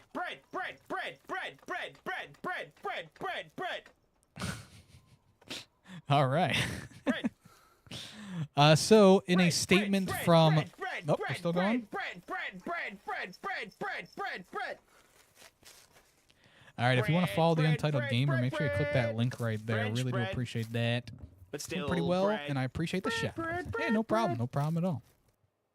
Appreciate you. Appreciate you so much.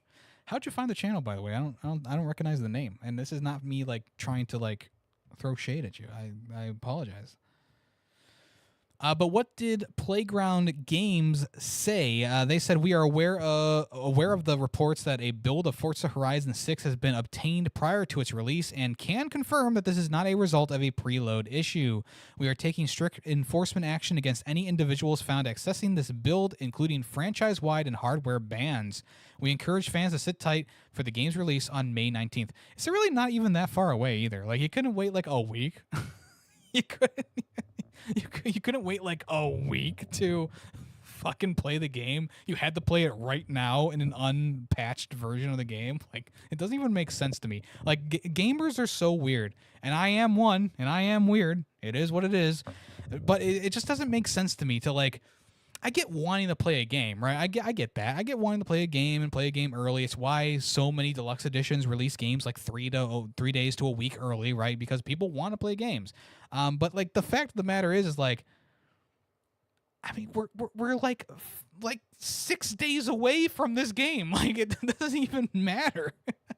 Hey, thank you for the follow, Retro Handheld Geek. One of my community led me over here. Oh. Well, thank you to whoever led you over here. I appreciate that. What else we got here? Playground Games. Oh, this is what we already read here on the Twitter account here. But it sounds like much like with the what was that? Nintendo did. It was something Nintendo related, right? Where a bunch of their stuff got leaked. I forget. There was another leak that happened where they were threatening legal action against the people who hacked their systems, and they actually found them and sued them into oblivion. So I feel like they're getting a little bit better at catching people. I don't know if they'll catch these people, but it sounds like they're probably going to have some lawsuits coming at these people if and when they are found. And at this point, it feels like it's more of like a win type scenario. So that's Forza Horizon 6. And we'll move on to the Lego Batman leak, which wasn't really a leak. Like I said, it was just kind of like a accident by a specific storefront. Thank you for the follow, Untitled Gamer. Appreciate that. So what happened? So Lego Batman Legacy of the Dark Knight. This is coming May 22nd, so it's actually after Forza Horizon 6. This one also has a early release date for the deluxe edition, which as I say, never support these types of things. It's bad for the gaming community. It doesn't make sense. You'll get the game. Don't worry. It's just you don't have to play it early. It doesn't matter. But what happened was the digital code for the Walmart version of the game, if you got a digital code from Walmart, you could play the game for a while. So once you put the code into your system, it would just kind of unlock the game. And of course, Wario64 picked up the story and was like, hey, if you want to play the game early, just buy the game right now from Walmart and play it for a little bit. And of course, this did get patched. This did get blocked. So, you know, in an update at 11:47, it looks like on the same day, Wario64 tweeted out, Lego Batman Xbox early Walmart code appears to be patched now. Oh my gosh. Seems like they pushed out an update. Anyone who has downloaded the game may want to take the Xbox offline. Yes, there you go. Yeah, I mean, this was more of like a mess up by Walmart. It was or maybe it was Xbox in general, like accidentally like clicked the OK button for Walmart to be able to, you know, Walmart codes to be able to use the play the game. And I don't think that a lot of people were buying the game digitally from Walmart at this point. I think a lot of people buy the games digitally from the selected storefront, like Xbox or whatever. But for the select few who did just so happened to buy the game from Walmart and input that code when they got home, probably kids, honestly, probably some kids who just were like, I'm excited to play this, I'm going to put the code in, download the game. Yeah, they actually got to play the game for a while. Yeah, if you have this early version of the game, this leaked version of the game, essentially, just don't connect your Xbox to the internet and you will be fine. But if you do connect to the Xbox to the internet, it will probably automatically block the game from being playable. FYI. But that's that. That's my 2 leak stories for the episode. Now we move on to something a little bit disappointing. And of course, I have to play the stinger. All right, so we got Lies of P, the developers behind Lies of P. They were asking to hire someone to be an AI creator or an AI artist, which means, I don't know, typing prompts into an AI software, and I don't know, just like I don't even know. I don't even know what they would do with this. If you've played Lies of P, which I know a lot of people have, right? A lot of people have. Tell me one thing that you loved about the game. Almost everyone is going to say the enemy designs, the graphics, the style, the ambiance, the vibe, etc., like all this stuff, like so good, right? So fucking good. Why do we need an AI creator? Why do we need someone typing in fucking prompts to make another beautiful game or a beautiful expansion to this already beautiful game? It doesn't make sense. It doesn't make sense at all. And this is just a symptom of the times, I guess. But at the same time, like, there is so much discourse around AI usage, and there's so many games that are being put out on Steam and other platforms like PlayStation and Nintendo where AI is aggressively used in these games, but they're being sold as regular experiences, and people stay away from them. If I go on Steam and I click on a game and I'm like, oh, this kind of looks interesting, and I scroll down and it says that there's AI usage for artwork or voice lines or whatever, yeah, I'm not going to buy your game. Of course I'm not going to buy your game. Are there instances of AI usage that I was okay with? It's very rare, but there was a few things here or there. One of those things was placeholders for Expedition 33. I thought that was fine. Should they have removed that stuff before the game came out? Of course. But the fact of the matter was that they were small details that most people weren't going to see, and maybe that's more scummy, but in my opinion, it's like, I'm not like super worried about that. But when you have a game where it's like a lot of it is like beautiful pictures and paintings on the walls, and they're all made by Sora AI, it just comes off the wrong way, right? Like, you definitely could have hired someone to make a beautiful painting for you. Like, think of the paintings from Lies of P, right?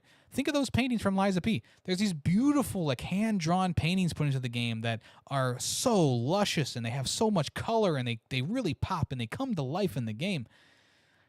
To have an AI replace whoever made those paintings is just downright scummy, in my opinion. Are you saving a little bit of money? Yep. But your reputation is going right in the fucking gutter, because you're taking a job away from someone who deserves that job, someone who can actually make something for you that's not based off of something else, because you know what they're going to do, right? They are going to essentially use the artwork that's present in the game files. They're going to run it through an AI and just be like, okay, in this style, make me a landscape with robots or whatever, right? And it'll just do it. And that is, I mean, I've said this many times, but that's the main problem with AI usage like this, where it makes artwork and stuff like that, is the fact that it is taking from other people 100%. There is not a single AI out there that has that.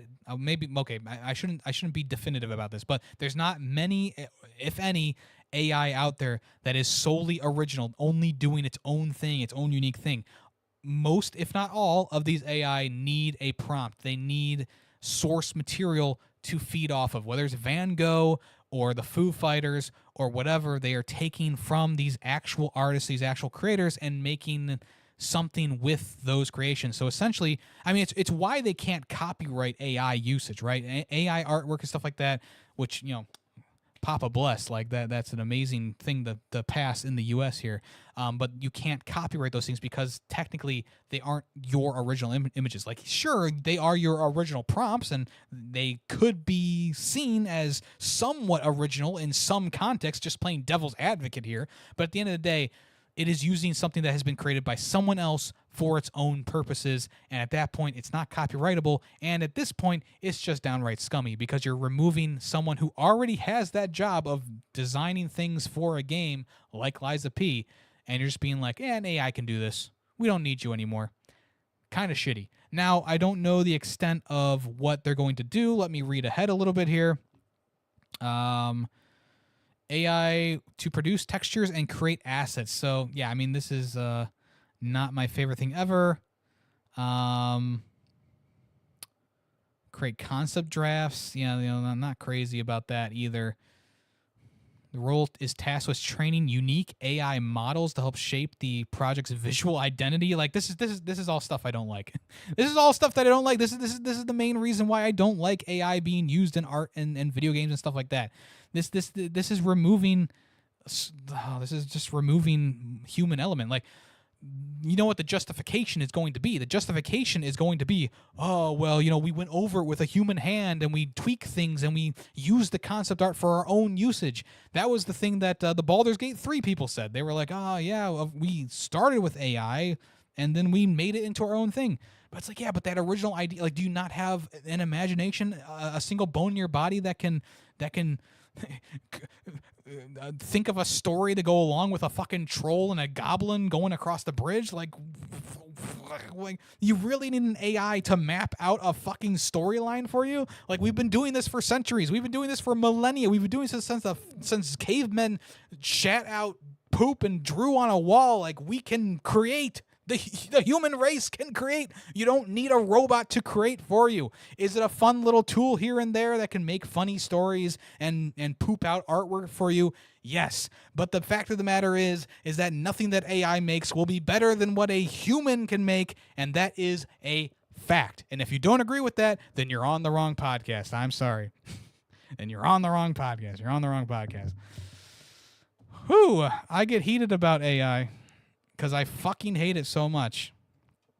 Let's see here. Untitled Gamer said, the Liza P creator program is an uproar about it, and we're all being ghosted.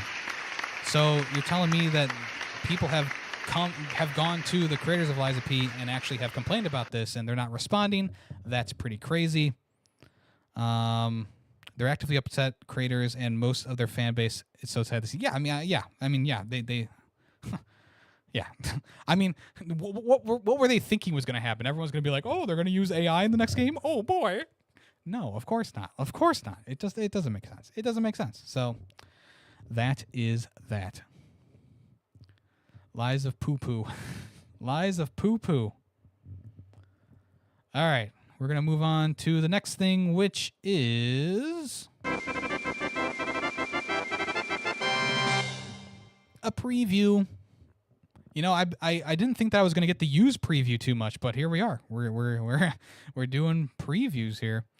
So we had a Stranger Than Heaven showcase, which I thought was pretty decent. I mean, I'm not the biggest Yakuza fan or Like a Dragon fan out there, but I do enjoy the style of the game. I think the gameplay is very flashy as well. Let me just pull up the Stranger Than Heaven gameplay to throw on the TV in the background, because that'll be fun and quirky. All right. So, what is Stranger Than Heaven? It has been confirmed that it's been confirmed that Stranger Than Heaven is going to be a Yakuza, what's it called? Prequel, Yakuza prequel, and it's going to follow the Tojo clan when it was founded. And I'm not going to pretend to know what any of this means, but I am going to regurgitate the information that is presented to us. So the story spans about 50 years, and you play as the character Makoto Daido. Of course, there's a deep dive in the game. Of course, I was watching a little bit of it, but as a person who's not like super interested in this game, I'm not like gonna watch the entire thing. But there was a little gameplay section at the end here that I was watching, and it does look like a bit of a more, I'm not going to say dialed back, but it does seem to be more of a realistic take on a combat in a game like this, because most Yakuza games, if you've seen gameplay or played any of them yourselves, you know that they're kind of like really flashy. They have these like special moves and stuff like that. It's very much like off the wall, kind of like balls to the wall kind of combat, and they're kind of stripping it back a little bit for this game, it looks like, from the gameplay segments that we saw.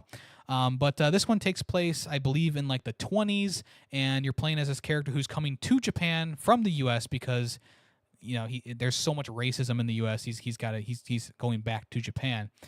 So I think that this game is probably going to do pretty well. I think that it looks pretty good.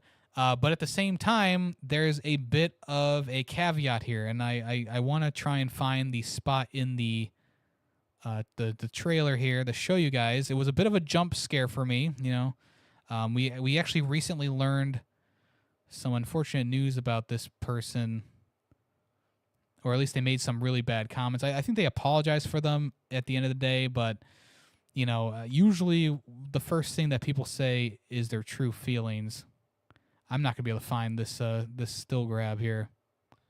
Oh wait, no, here it is. So tell me what's wrong with. Oh my god, I missed it again.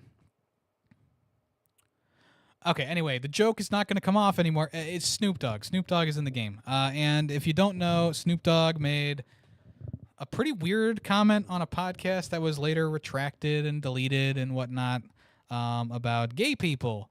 And it was a bit unsavory, and it made me think a little bit less of him because, as a master of words, a wordsmith, a rapper, you can't explain that sometimes people of the same sex have relationships to your grandson or whatever. Like, I don't think it's really that hard of a conversation to have. Like, people love who they love. That's all you gotta say, right?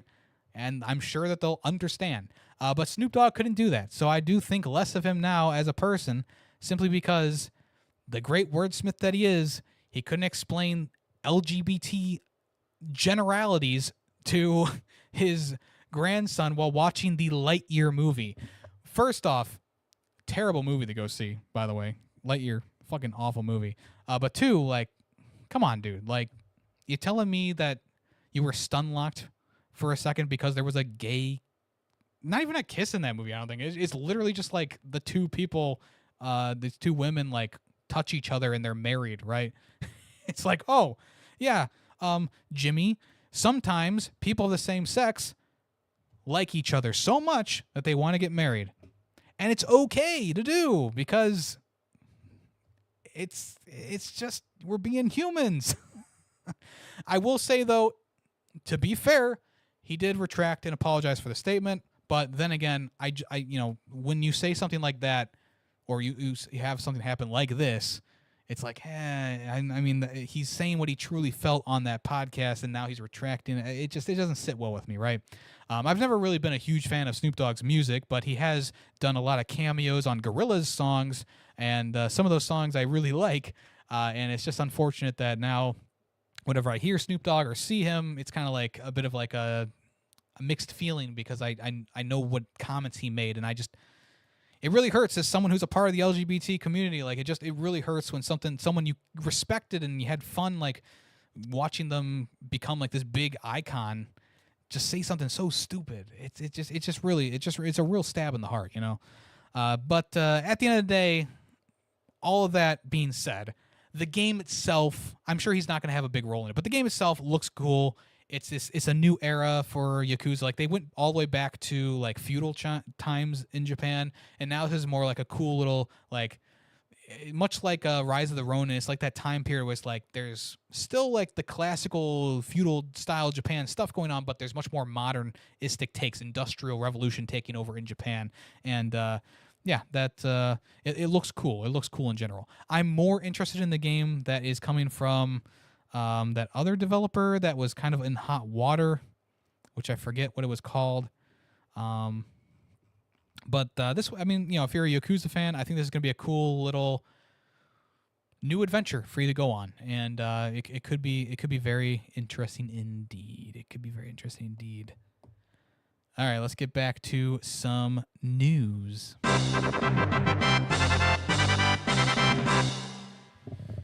All right, I'm ready to put this story to rest because it has just been a thorn in my side for the past week.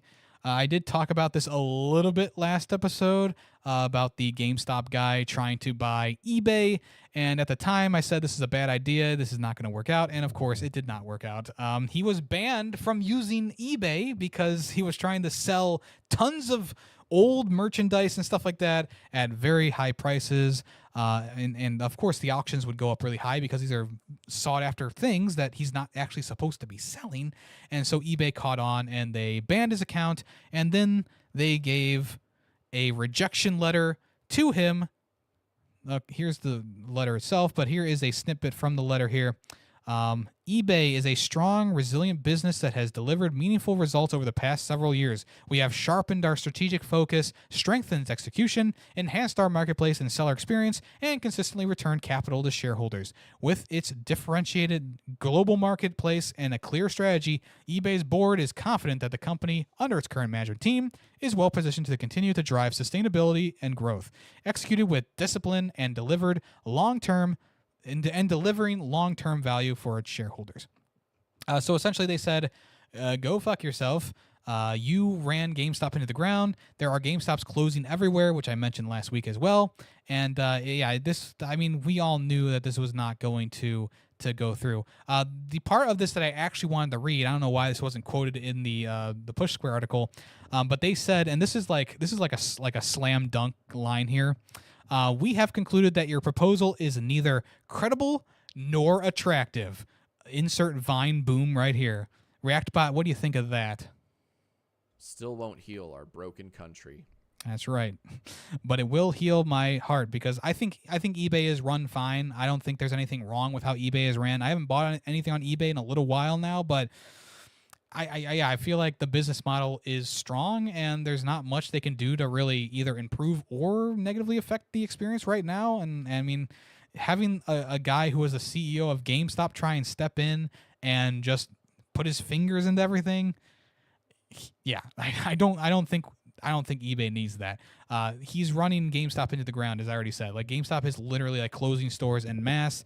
The store that I bought my Switch 2 from, it closed like 3 months later. I was so surprised. I was like, what the fuck is going on? Like, they just had a record sales day with the Switch 2, and now it's gone. And that's kind of what's happening right now. So, yeah, I think I want to try and quote this as many times as possible when people talk to me, but like I'll be like, yeah, your proposal is neither credible nor attractive. Drop the mic. Yeah, the GameStop by you closed too, which is crazy because that's the only one in your area too. So it's super crazy. But yeah. Let's go ahead and move on to the next part, next thing, which is a little bit of coming soon here. We have Marvel Token Fighting Souls. So it came out earlier this week that the story mode for the game was going to be a 10-hour interactive comic book. And people were kind of concerned, like, does this mean that the game is only going to have a comic book? I'm just going to watch a comic book go across the screen. No, luckily, they clarified and made sure that people knew, like, yeah, these are just going to be like interactive comic book panels between the fighting game stuff. So, I wasn't expecting it to not be a fighting game at the end of the day, like, but also it is a little bit weird that they didn't mention, like, yeah, there's going to be fights in between it, but also it could just be a language barrier type thing as well. But in a remark from producer Takeshi Yamanaka, he said, in episode mode, there are playable battles incorporated throughout. Battles that are connected to the story unfold, and it's designed so that anyone can enjoy it casually, like reading a comic book, allowing for a more interactive experience of the story. He also added, initially, the article stated that there would be no battles. The description has been changed and at the request of the manufacturer. So that was from the original people who did the article for Gamer. I apologize. I thought that was another quote by the same guy. Yeah, it makes sense that there's going to be fighting throughout this fighting game story mode. It wouldn't have made sense to just sit there and literally read a 10-hour long interactive comic book. Crazy that anyone would have thought that would have been a true thing, but once again, like, they're just going, like, this 4Gamer, they're just going off of what they have, right? They're not trying to stir up controversy. They're just going off of what they're doing, what they have. And I also forgot about that coming out. That's Marvel Token Fighting Souls. I think the game is going to be pretty good. I forget when it comes out. I think it comes out pretty soon, but nothing too crazy there.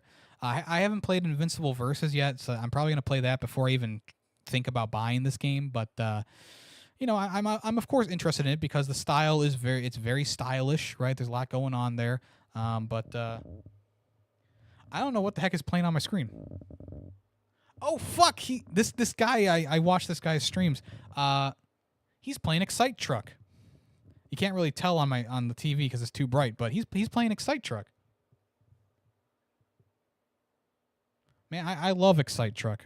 That was like one of my favorite childhood games. August 6th. Thank you, Lucy. Thank you. All right, let's go to another. Coming soon. So, as you may or may not know, Star Fox is coming physically and digitally, and the prices are different between the two. So, the physical version is $60 and the digital version is $50.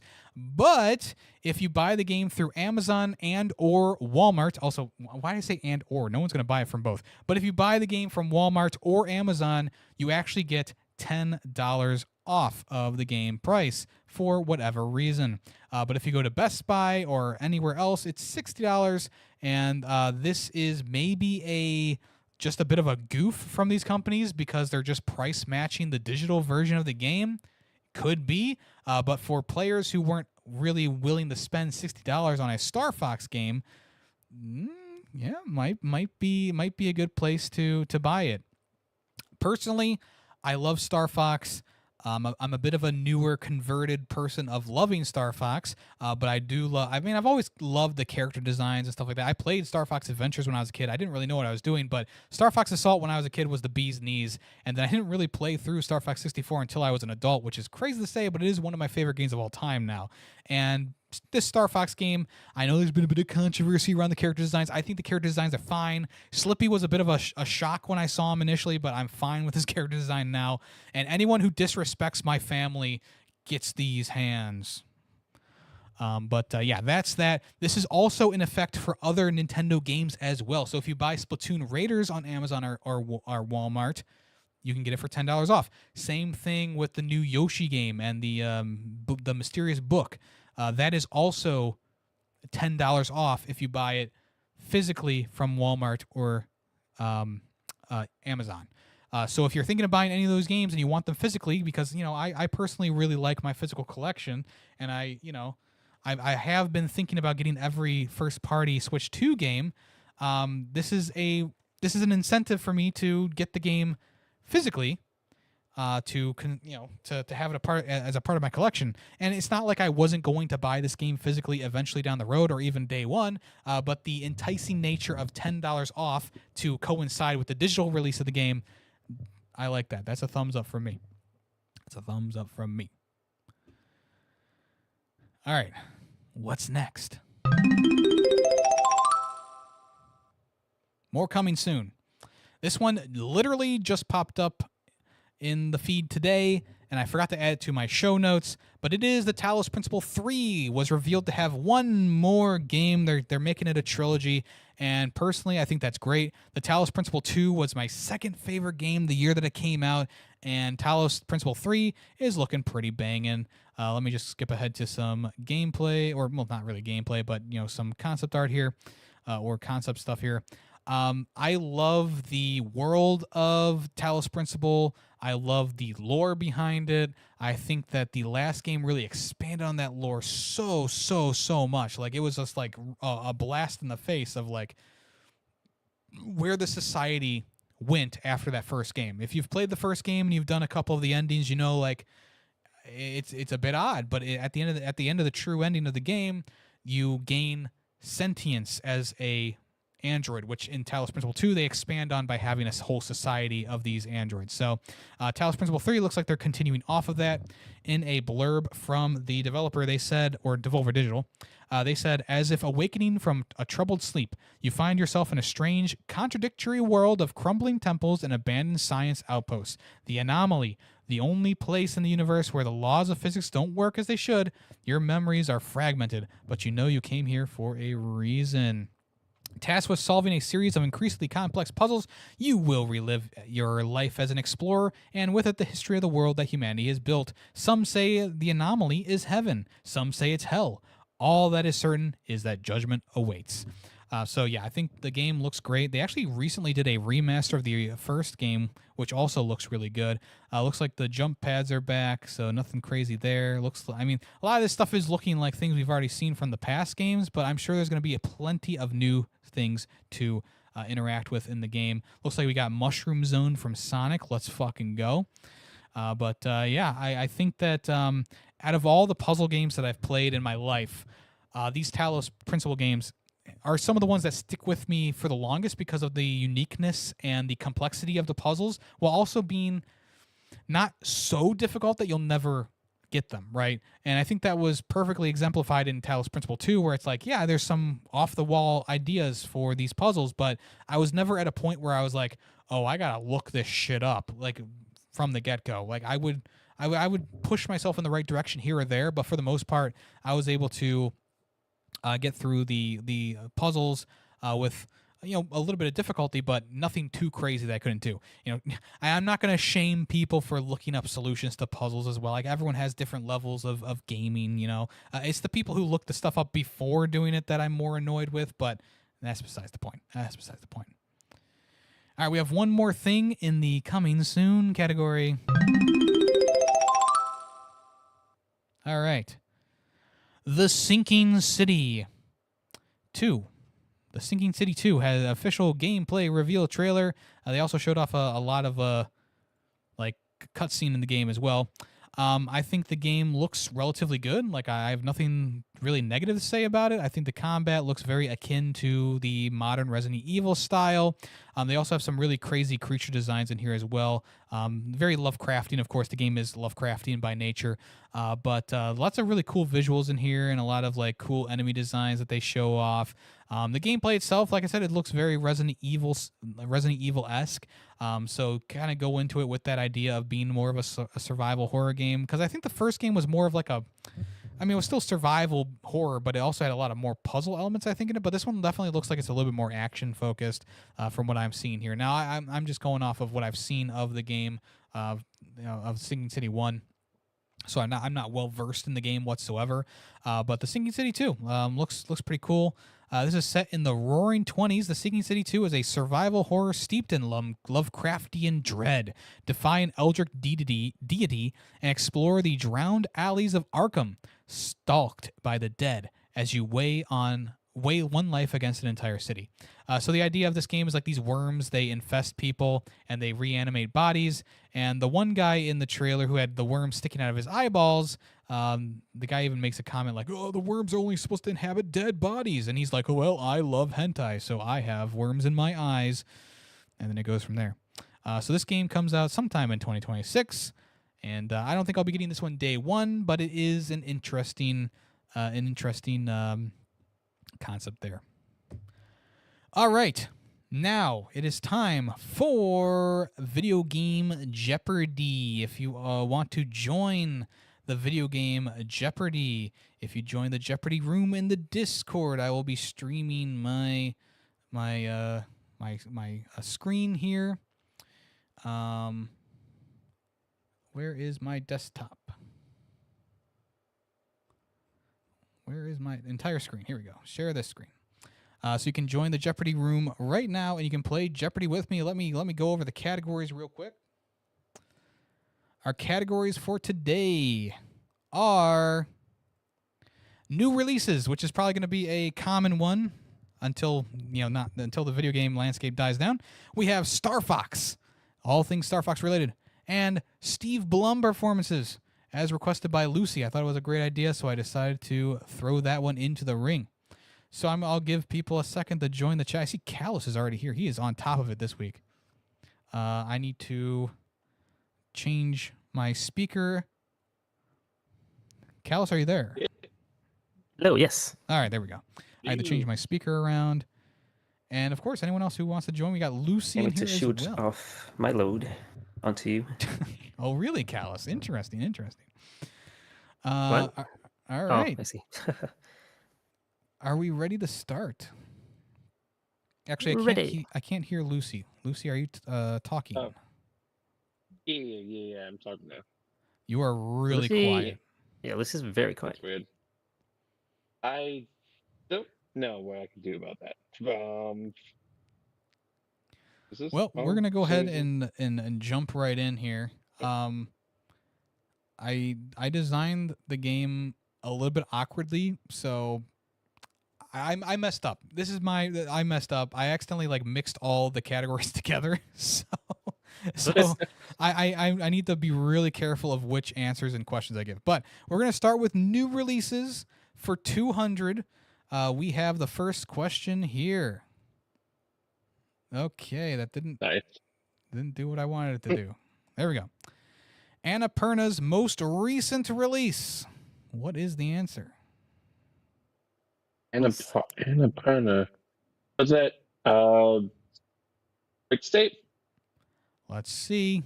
It is MIXTAPE, of Oh, course. Very good, yeah. very good. I was just about to say that, right when Lucy said it.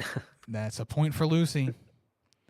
All right, we got question 2. Drive a classic van in this open world crafting game. No crafting game. Classic man. Outworld? Ooh, Callus, that is very close. It is called Outland. Outbound. Yes, Outbound. I knew it was out something. No, I think you're close enough. We can give you the point for that. Oh, appreciate it. And this is a game where the points don't matter. We're just having fun here. Okay. Yeah. All right. Question number 3. This directive came out this past week. I don't know the number. It's Directive 2080, something like that. Callus reversed those numbers because 80-20. 80-20. Yes, 80-20. My dyslexia brain. I mean, that was pretty darn close. All right, question number 4 out of 5. Everything is what in this action roguelite? Everything is awesome. Nope. Action roguelite. Everything is fine. No. It's not date. Everything is. That's not an Everything action is roguelite. Crab is a new game that came out this past week where it's almost like Spore except it's a roguelite, but everything is crab flavored. Everything's crab. Oh. Yeah. I wouldn't Last know. one No, that's so for cool. this category. Question 5. He is the main character of SAROS. Rahul Cooley. I know that actor. Did you say Ratatouille? Rahul Cooley. Ratatouille. It's the name of the actor. I don't know the I don't know the character's name. I just know the actor name. Walking Ratatouille. It is Arjun. Arjun Ah. Duraj. But we'll give you the point for knowing the actor's name. Oh, thank you. All right, next up, Ratatouille. we got Star Fox. All right, Star Fox. This is Star Fox trivia. First up, Fox McCloud's father. What's his name? James McCloud. Very good, Callus. It is James McCloud. Yeah. Question number 2. Star Fox game. Star Fox on SNES was the first to use this special chip. You got this, Lucy, or do you want me to get it? It's the Super FX chip. That is right, Callus. The Super FX chip. And as you know, the original Star Fox was a tech demo. All right, question number 3. Callus, you should get this one right away. Crystal first appeared in this Star Fox game. Star Fox Adventures. That is correct, Callus. Star Fox Adventures. I don't think she's in Star Fox 2 at all, right? I believe it's a different character. It's like a pink bunny or something. Yeah, it's Cat. Cat. All right, question number 4. Star Fox was called this in Europe. Oh, is it the Lilac Wars? Ooh, Callus. It is the Lilac Wars. Nice. You are sweeping this category. I don't know how I knew that, but But let's see how you do with question number 5. This company helped develop Star Fox Assault. Oof. Hold on.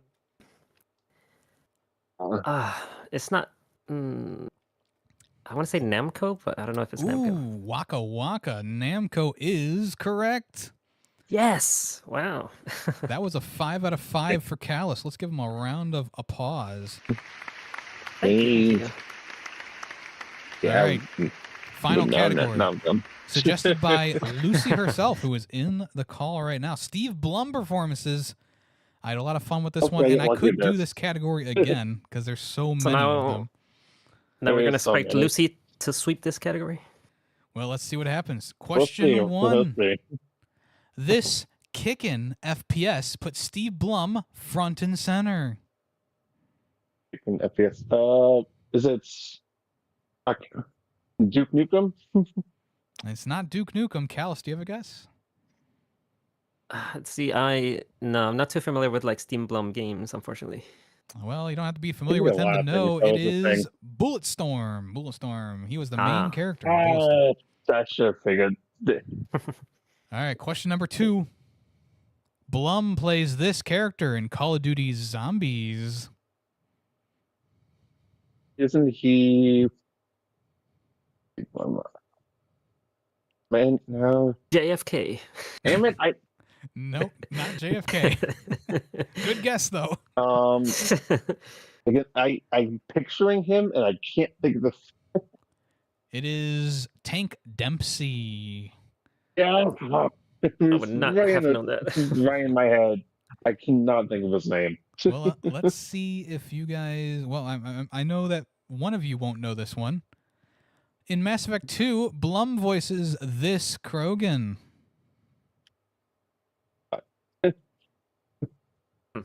Yeah. All right, we're just gonna go ahead with the Grunt. It's Grunt. One of my favorite characters. Grunt. All right, that was question number 3, right? So, question number 4. Mm-hmm. Steve Blum will voice Wolverine in this new Marvel fighting game. Marvel, so the Marvel fighting token, Tokon Fighting Souls. Yeah. Yes, Marvel Token Fighting Souls. All right, the final question here. This Batman villain in the Arkham series is voiced by Steve Blum. Who is it? Was it Quakeface? No.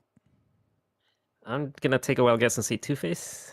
It is not Two-Face. It is Killer Croc. He plays the character in all versions of Arkham, including Arkham VR. There you go. Oh, cool. I can see him voicing Quakeface though. Well, thanks for playing, guys. Hope you had fun. We will do this probably next week again, if I have time. Yeah, that was fun. All right, I'm going to jump out. All right, thank you to Callus and Lucy for playing along. And, of course, you could all play along in the chat as well. But like I said, it's easier to play in the Discord because I am there sharing my screen, and you don't have to wait for the delay of the stream. But, hey, I had a lot of fun today. Let's go ahead and do the final part of the show, which is a listener question. And this one comes from our blue friend himself, Callus. And he asks, do you have a favorite idle animation? And if your life was a game, what would be your idle animation? So I think this one is pretty simple for me to say, and it's probably one that you all already know, but the idle animations for Banjo-Kazooie where Kazooie like pops out, looks around, goes back in, and then a minute later pops out and bonks Banjo on the head. Always brings a smile to my eye when I'm in like the next room, like doing something, having the game just sitting there, and I hear the dong dong dong. Oh, always puts a little smile on my face. Also, like Spyro has a pretty good idle animations, whether it be the new version or the older version. It looks like this guy is playing Michael Jackson: The Experience in the background.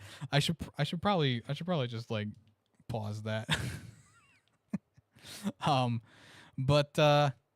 I mean, Banjo-Kazooie is one of my favorite idle animations there. Spyro. I think Crash Bandicoot also has some pretty fun ones as well from the original games and the newer games, of course.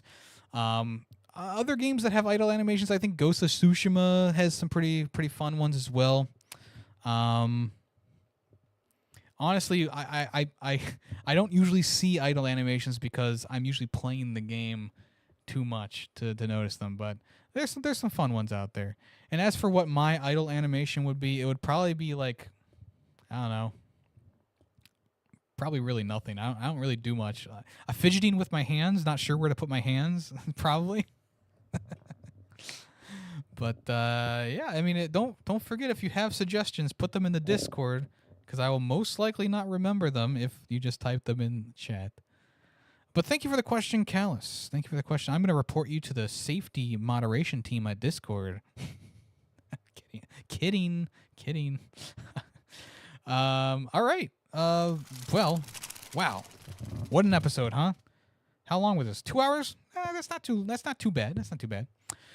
Thank you for listening to this episode of the Ferret 64 podcast. If you are here for the live stream, appreciate you.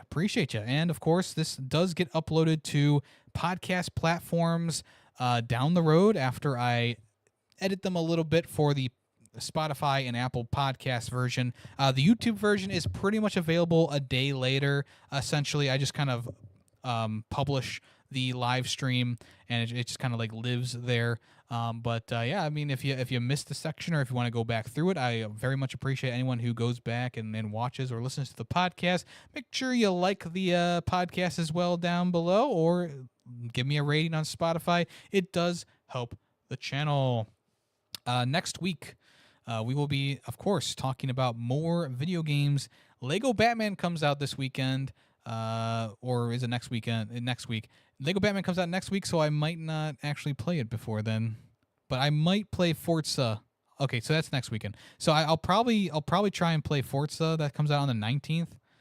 But we'll see. I'm not willing to spend like $60 on a racing game, but I did really like the last Forza game, which is a little bit unique for me because I'm not huge on those games. But yeah, you know, maybe we'll see what happens. I'll probably have some sort of FOMO or something. But either way, we'll be talking about games. We'll be talking about news and coming soon. All right. Thank you so much once again, everyone. Really do appreciate you. Thank you for the raid earlier today. And thank you to anyone else who either shared their watch streaks or sent bits or anything like that. It all does help the channel. I do appreciate that a lot. And with that, I will bid you all adieu. I am Yummy the Ferret, and I am out of here. Thank you for listening once again. I'll talk at you next week. So long.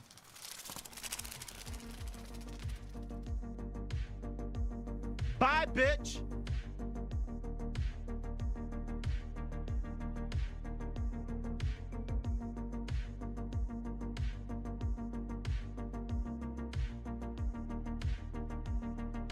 So long,